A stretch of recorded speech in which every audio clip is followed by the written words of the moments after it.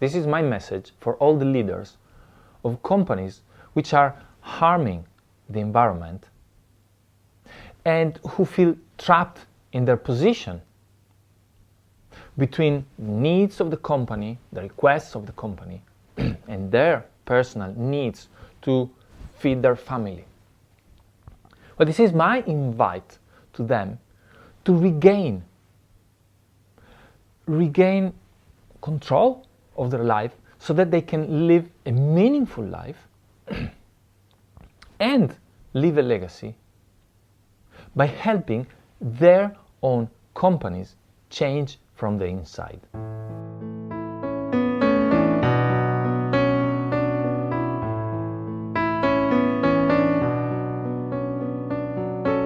This morning, I found an appeal by Greenpeace to stop Shell running some seismic prospecting along the coast of South Africa. Seismic prospecting means basically exploding bombs underwater to understand how the soil, the ground below the ocean responds, vibrates, and by this finding where pockets of oil can be. So not only Shell, and as Shell, many other companies, there is also the Italian company Eni doing similar things in South Africa. Apparently there is an interesting area for oil prospecting there.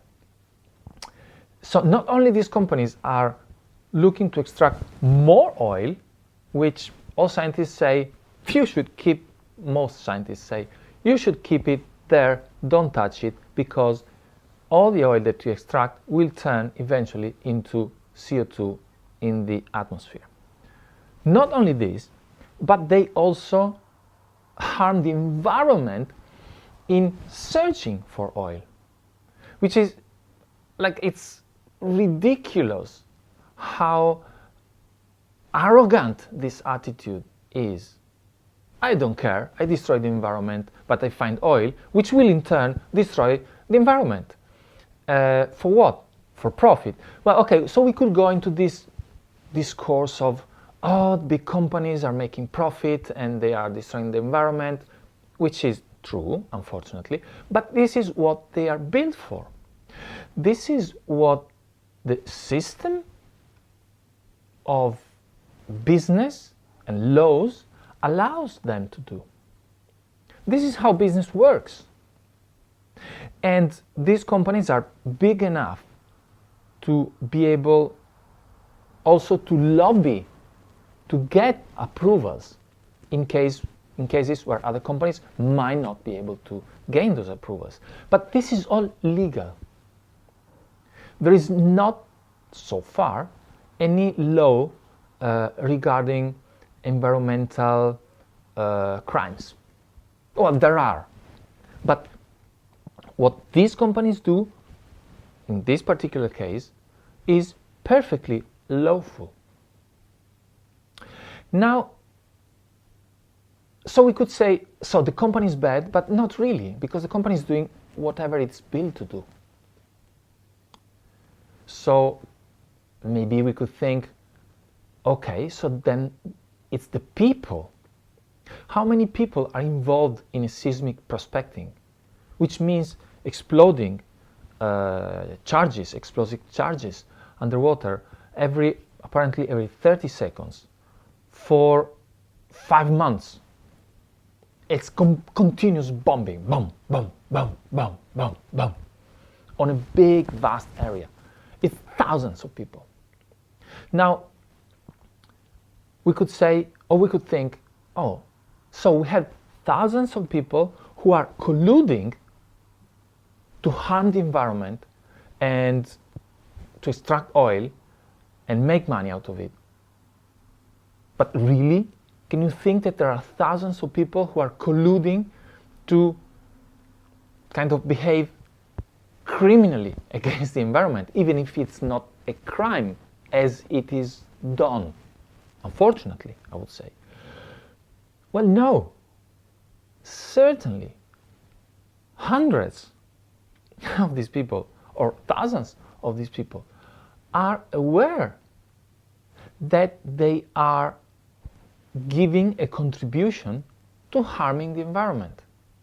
It's obvious that they know. They might turn a blind eye. And they do turn a blind eye. And so I ask myself, why? Why do they do this? And of course, the reason is pretty obvious. If they don't, they lose their job. So they are kind of stuck into this. Actually, they're not stuck because they solved the dilemma between being good to the environment or not harming the environment and putting bread on the table for their families. And of course, whatever the situation, my family is more important than the environment, even if harming the environment will eventually harm my family. But the way we are wired, our brain is wired, we are not able to make this calculation. And we help our family, and we bring bread on the table. Okay, so I see thousands of people who are between these two forces, and they choose one. They choose the family. And I honor them. And actually, among them, those who realize that they are honestly harming the environment, they must be suffering inside deeply. And I really feel for them. Not feel as in patronizing. I feel this dilemma. And actually I must say that in the past I've gone through a very, very similar dilemma. This is a personal story. Several years ago, I was offered a job, a position, a directorship in a container terminal, which, incidentally, was in my hometown, which is a provincial town, small town, not big container terminal. And I was offered a salary that was a big city salary for a director. So it was twice as good. Not just big salary, but a big salary in a town where a big salary would be half as much. Okay? And I said no, because taking that position would have involved being responsible, personally responsible, of something that was going on that at that time was not right, which was spillage of oil in the ocean. And basically, I should have covered this spillage, find ways to make sure that it doesn't come out, which actually, as I'm describing, is a criminal activity. Okay? So what did I do? I decided not to take the job, because I was in this dilemma, will I feed my family with this great salary, but at the same time harming the environment, or will I decide not to harm the environment and not to commit criminal acts? And I decided for not committing criminal acts. And I left. Well, so I feel this dilemma. And fortunately for these people, for the people that I was talking about, for the people in the situation, now they are not committing criminal acts. So they can choose to stay. But the feeling is the same. Now, the part that I want to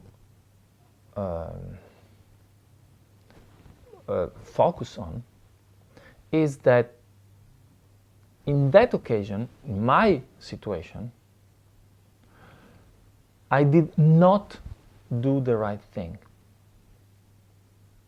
As in, I'm not suggesting to people they should live regardless how their family will suffer. No, that's not the point. I took the wrong choice. I took the wrong choice because I could have stayed as a high up director in that company and take actions to change how things worked. I could have done it. I should have done it. I should have stayed and turn those potentially criminal actions into I don't do them because we sort out the things so that we don't harm the environment. So I was in the position to make a change and I didn't have the guts to do it. Now, people today in oil companies who are in a similar situation, they, in a way, they had the guts to stay because of their family. Now, I feel for them because I hear them, I feel this internal breakage between, oh, I know that I'm doing something wrong, but I have to do it anyway. And I won't even look at that thing that I'm doing that is wrong. So, I invite all the leaders of companies which are harming the environment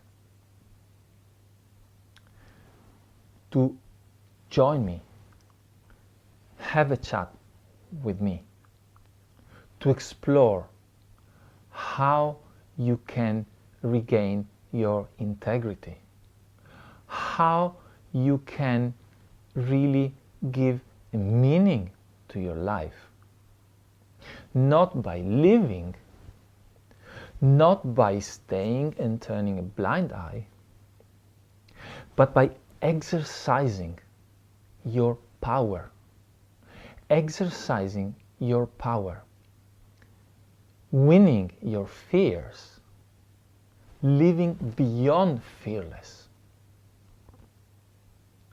and deciding to take those small actions that will help you help your company turn away from harming the environment and move towards a company that really supports the future of the planet, a company that supports the future of energy. Let's have a chat and let's explore how you can find a way to live a meaningful life.